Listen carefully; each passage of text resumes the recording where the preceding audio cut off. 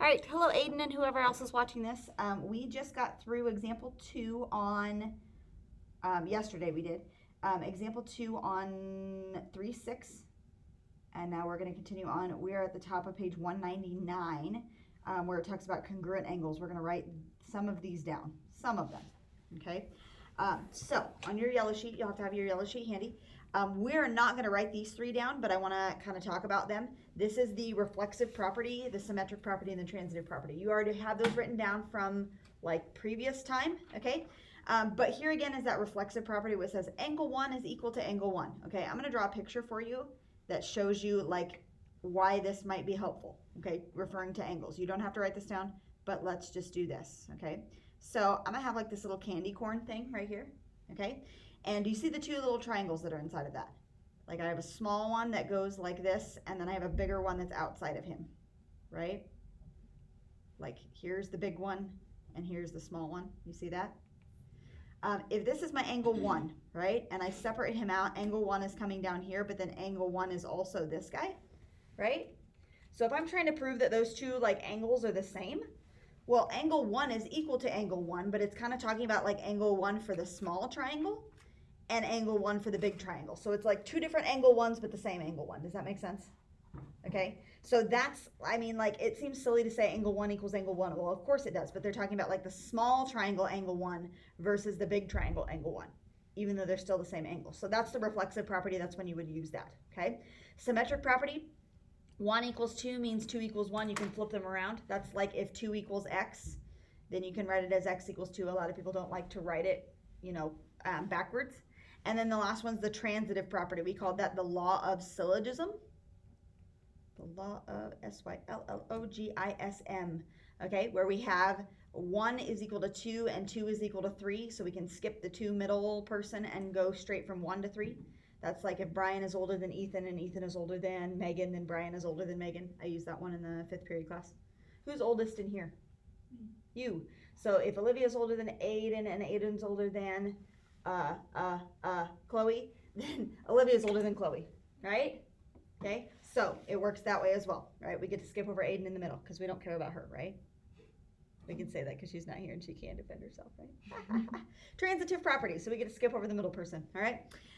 Okay, we're going to skip the proof on symmetric property of congruence. Let's go down here. These 3 we're going to write down. We're going to write down theorem 3.6. We're going to write down theorem 3.7 and theorem 3.8. Those are 3 that we're going to use on our yellow sheet, okay? All right, starting with congruent supplements theorem, theorem 3.6. Let me find my yellow sheet. Here we go. Theorem. I can't see that very good. Let's see, right, so I'm going to go black. Theorem 3.6. I need to choose some different colors here. It's fall. We should do some fall colors, like some maroons and some browns. I don't know. Theorem 3.8. So this is the congruent supplements theorem. We have the congruent complements theorem. And we have the vertical angles theorem.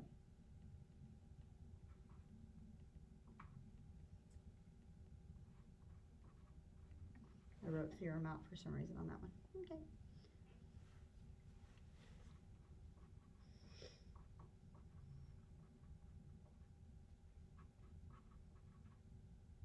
Okay.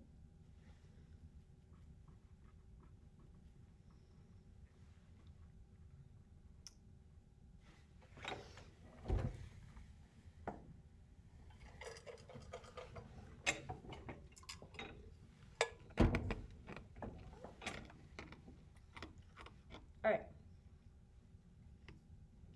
The first picture, this is going to be kind of weird. I'm going to draw, how do I want to do this? Yeah, I'm going to draw like this. I'm going to do one of these, and then I'm going to do one of these. Okay, so if I were to connect them, I have a straight line here, and if I were to connect them, I have a straight line here. Do you see that? But I don't want them to be like connected.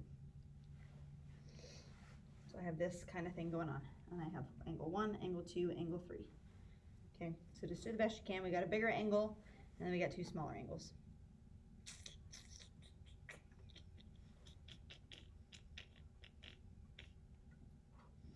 All right, and just for funsies, I'm gonna put angle 2 is 130 degrees for right now. Okay, now, here's what the congruent supplements theorem says. If angle 1 and angle 2 are supplementary, and angle 2 and angle 3 are supplementary. That's what we're starting with. If angle 1 and angle 2 are supplementary, and angle 2 and angle 3 are supplementary.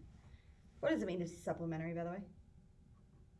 180. They add up to be 180, right? So 1 and 2 are supplementary, 2 and 3 are supplementary. So we know that these two guys add up to be 180 right here. Those two are 180. So what's angle 1 going to be then, if I have that one as 130? If these guys are supplementary, they add up to be 180. What's angle 1 going to be? 50. 50. Okay. And we know that angle 2 and angle 3 are supplementary. What's angle 3 going to be? 50. Okay.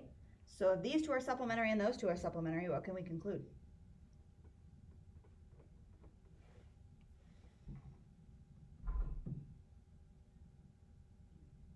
What did we just find out about angle 1 and angle 3? Angle 1 and angle 3 are supplementary.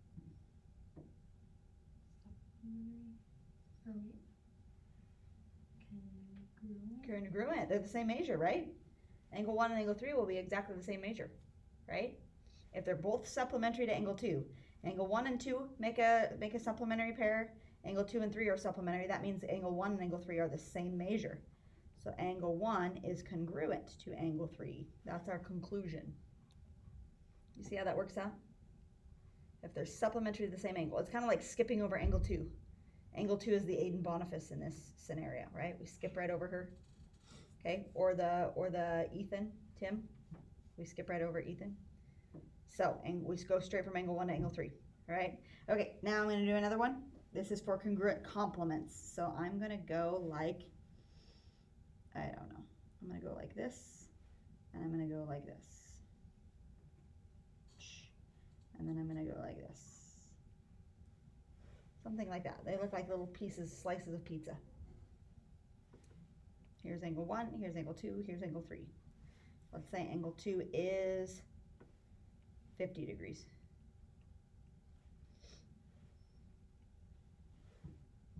Okay, this is going to be the same thing again, except complementary. So, if angle 1 and angle 2 are complementary, and angle 2 and angle 3 are complementary.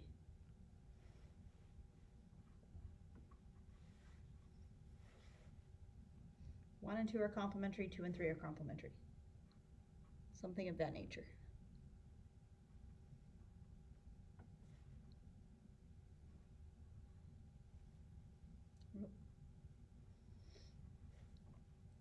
Okay, so I know that these two are complementary.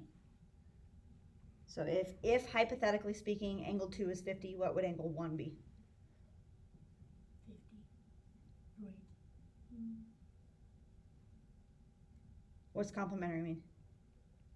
90. Okay, so what would angle 1 be? What? 40. Angle 1 would be 40. Okay, now if these two are complementary as well, which means they equal 90, what's angle 3 going to be?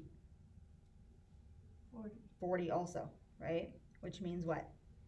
If they're both complementary to angle 2, then angle 1 and angle 3 are congruent. Angle 1 is congruent to angle 3, right? We get to skip over the middleman, which is angle 2.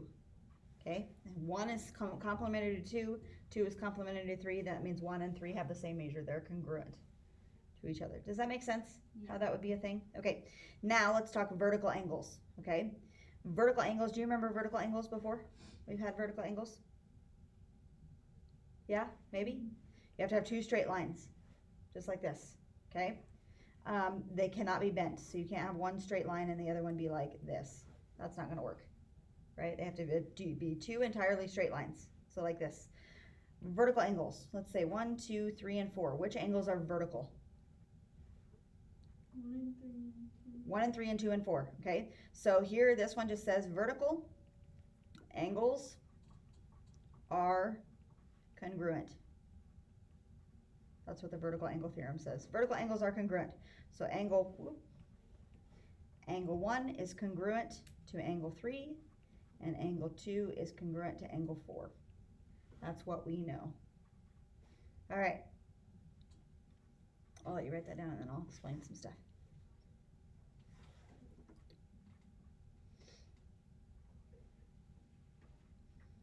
Okay. All right, let's talk about angle 1. Let's say angle 1 is 140 degrees. Okay? Angle 1 and angle 4 are supplementary. They add up to be 180. How do you know that angle 1 and angle 4 add up to be 180? They're on a straight line, right? Okay? So that means angle 4 would have to be 40. Okay? All right, but the same occurs with angle 1 and angle 2, right? Are those supplementary? Do those live on a straight line? Sure. So what's angle 2? 40 as well, right? Oh, look at that. These two are supplementary. These two are supplementary. So these two are the same measure. And those are vertical angles. Does that make sense? Can you see that? Not very well. These two are vertical angles because they are both supplementary to angle 1, right? So they're the same measure. So that's kind of going back to this one right here. That says angle 1 and angle 3, if they're across from each other, they are vertical angles and they're the same. Yeah. Got it? Kinda? Okay.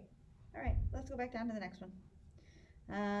We've got some stuff right here. They want us to do example 3. And we have a proof. Congruent supplements. This is a short proof. There's only 4 steps. Short proof. All right, do you see the little boxes? Let's go to the diagram. You see the little boxes. And this first little box right here, I don't know if you can see him very well. He is for this angle. So just that first little L, do you see him? Okay. But then the other little box is going this direction. He is for this yellow one. Okay. So I've got a pink angle and I've got a yellow angle, and those are 90 degrees, right?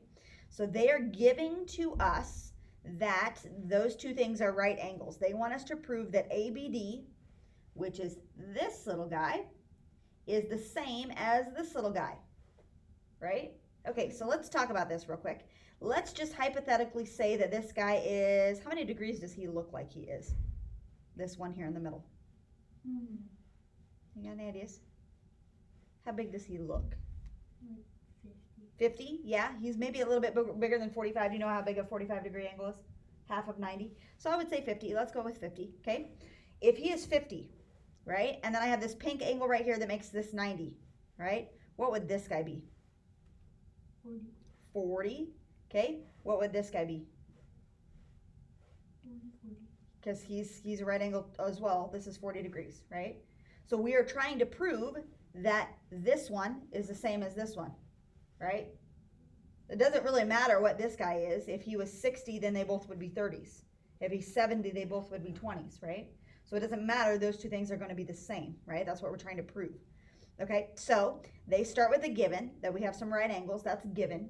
And then they went instead of, this is words right here. We have some words for these two things are right angles, okay? Then they took it from words to make an equation with it. Rather than saying it in words that they're right angles, they just say the measure is 90 degrees, the measure is 90 degrees, right? That's what it means to be a right angle, is that it equals 90 degrees. And they called that definition of a right angle. So they just wanted to write it, instead of writing it in words as right angle, they wanted to write it in equation form as equals 90, right? And they say definition of right angle for that, okay? When it says ABD and DBE are complementary, how do we know that ABD and DBE are complementary? ABD, DBE, how do we know that those guys are complementary? What? They make a 90-degree angle on the diagram, right? So these two guys are complementary. They're like making a 90-degree angle on the diagram, because I have that little box in the corner. What do we put for this thing? 100. Not yet. Not yet. We just want to know, like, these two are complementary to each other, meaning they add up to be 90, and these two are complementary, they add up to be 90. Substitution? No. Let's just say definition of complementary. By definition, or by what it means to be complementary, they are making a right angle, so they add up to be 90, which means they're complementary. Definition of complementary. Okay, just very basic. And then this one says that, let's see what we have mapped out here, okay? ABD is complementary to DBE, and DBE is complementary to EBC. Look at the one that they share in the middle. That's like the Aiden Boniface. Cut her out, right? Or the Ethan Tim, cut him out. So we can go straight from ABD to EBC, which is what they did here. ABD equals EBC. What's that called? Congruent complement. Congruent complement theorem. They are both complementary to the same angle, so we can cut out the middle angle and just say they're equal to each other. Congruent complement theorem. Yeah. And it goes straight back to, like, whatever this angle is, we can find out what this angle is and this angle is, and they're going to match up with each other. That's just the way that it will work. These two angles will always be the same if they're complementary to the 50-degree one, okay? Doesn't matter if it's 50 degrees or not. It could be 20 degrees, okay? All right, let's go to the next one. Vertical angles, example 4. Blah, blah, blah, blah, blah. Okay, we got it a little bit left, okay? Vertical angles. Choose from the statements of reasons provided. We are given angle 1 is congruent to angle 2. So this guy is congruent to this guy. And they want to prove that 3 and 4 are congruent. Well, they all look congruent to me. They all look congruent to you? Yeah. Okay. Okay, sure. Yeah, they do all look congruent. Well, if angle 1 is congruent to angle 2, what does angle 1 have to be? Whatever half of 180 is. Yeah, what's that? 90, right? 90 and 90. We're not going to put that in the proof. But if angle 1 and angle 2 are the same as each other and they live on this straight line, they would have to be 90s. But then look at this straight line right here. Angle 2 is They're 90. all the same. Angle 3 would have to be 90 as well. And angle 4 would have to be 90. So it's just going to all, like, fall into place, right? Okay? So we know that angle 1 and angle 2 are the same. We're trying to prove that angle 3 and angle 4 are the same. All right. So we are given angle 1 is congruent to angle 2. How do we know in this next step that 1 and 3 are the same and 2 and 4 are the same? Vertical angles. You betcha. They're opposite each other. So that's the vertical angles theorem. Vertical angles theorem. We know that. You left your trig book here. That's yours. He weeded all that back there. Who did? Jake. Good. It's not cut apart yet though, but that's fine. Okay. All right. Now, how did we go from this step to this one? We jumped. No? Right here it's written as 1 equals 3. Here it's written as 3 equals 1. Oh, that one thing that says you flip it around. Yeah. We flipped it around. The symmetric property. The symmetric property. We flipped it around. Okay? Okay, now I'm guessing that we're going to use this piece right here. And flip it again. Nope, not flip it again. But I want to write, because I want to go from 3 to 4. I want to go here. So I want to be able to cross out the middleman. And I can only cross out the middleman if he is the same, right? So I want angle 3 to match up with angle 4, and I want to be able to cross these dudes out. Can I put angle 1 in this spot? Yeah. How do you know that? Because they're all the same. Angle 1 is the same as angle 2, so I can plop angle 1 there for angle 2. Does that make sense? Mm-hmm. Yeah, so then I can cross the angle 1 out. So how can I get away with plopping angle 1 and in for angle 2? Substitution. Yep. Substitution. Okay. Now, what's the process of, like, crossing that middle guy out and just saying 3 and 4 are equal? What's that called? Congruent supplement. No, no. Because we're not saying that they're supplementary. We just want to cross that middle person out. If Olivia's Transitive? the transitive property. Yeah. Yeah. We just want to cross that middle person out. The transitive property. Got it? How's that? Not too bad. Whatever. Okay. All right. Let's go down to the next set of things. Here are some right angle theorems. We'll see if we write any of these down. I don't know. We probably won't write any of these down, but we need to talk about them because they're kind of important. Okay. Theorem 3.9 says perpendicular lines intersect to form 4 right angles. Here's my perpendicular lines. Do they form 4 right angles when they intersect?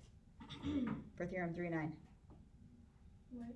Perpendicular lines. If we have 2 perpendicular lines, they intersect and they form 4 right angles. True? Sure.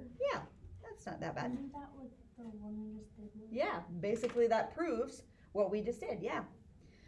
All right angles are congruent. If I have a right angle over here and I have a right angle down here, are they the same as each other? Yep. Yep, it doesn't matter where they're at. Okay, perpendicular lines form congruent adjacent angles. What's adjacent mean? Forgot. What? Forgot. Adjacent. What's adjacent mean? Adjacent means right next to.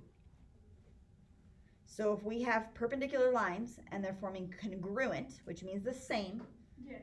It's angles that are right next to each other. So they have 4 angles that are right next to each other that are all the same. These 2 are the same, these 2 are the same, these 2 are the same, these 2 are the same. The ones that are right next to each other are all the same. true. Yes, true. Okay. All right. The last 2. If 2 angles are congruent and supplementary. Okay. Let's talk about supplementary first. 2 angles are congruent, meaning they're the same size, they're the same, and they add up to be 180. If 2 angles are the same size and they both add up to be 180, what are each of them? If they're both the same measure and they add up to be 180, what are they? 90. They're both right angles. Each angle is a right angle. So we've got this going on. 90, 90. This guy is the same as this one and they add up to be 180, right? Okay, if 2 congruent angles, if 2 angles that are the same, they form a linear pair, then they're right angles. True? That's like the diagram that I just showed you. This is a linear pair. By a linear pair, they mean supplementary, and they're the same, so that means they are both 90-degree angles as well, right? Okay? So that's all that stuff. We're not going to write any of those down, but there they are, okay? All right. Let's do one more and then we'll stop. Example 5, we'll be done, okay? All right, we've got this little diagram again, and they tell me angle 1 and angle 4 are the same. Angle 1 is congruent to angle 4. Got it. Okay, that's all we know. Angle 1 and angle 4 are the same. We are trying to show that angle 1 and angle 2 are right angles. So this is a right angle and this is a right angle. We just said that they have to be, right? They live on a straight line. Then they would have to be the same. Okay. All right, so let's see how they have us proving this. Okay, 1 and 4 are given. That's true. How do we know that 2 is congruent to 4? These 2 are the same. Vertical angles theorem. Vertical angles theorem. Okay, now let's just go from this one to this one. How did we go from 2 equals 4 to 4 equals 2? Because that one slippery duty thing. Reflexive property. Not the reflexive property, the Transitive. Nope. Wait. Symmetric. symmetric property. Okay, the symmetric property. The symmetric property. What's next? Okay, all right, now I'm going to say that they're going to use this one. You see the yellow? You see where I'm circling in yellow? If we know that 1 equals 4 and 4 equals 2, And 1 equals then 1 equals 2. The Aiden Boniface gets crossed out. Angle 1 equals angle 2. Okay, let's go with that. Angle 1 equals angle 2. How do we know that we can cross that middle one out? That's transitive. That's the transitive. You guys are getting so much better. Do you feel like proofs are getting a little easier for you? You're getting more familiar with maybe some of this stuff? Maybe a little bit. Together. Okay. It's confusing when you do it by yourself, but when you But when you Yeah, go with it, it yeah, lines up. it's fine. You know, that's the way it is for a little while. Okay. All right. So now we have these two pieces of information. We know that angle 1 and angle 2 are congruent with each other, and we know that angle 1 and angle 2 are a linear pair, because that's what a definition of a linear pair is. I can see that they're a linear pair on here. Okay. Then this one says if two congruent angles form a linear pair, then they are right angles. That's one of the proofs that we just, or things that we did. Angle 1 and angle 2 are right angles. Look at you go. Very nice. Yep. There we have it. That was beautiful. You guys did such a good job on that. I'm really proud of you. Okay. All right, homework. I'll only make you do one proof.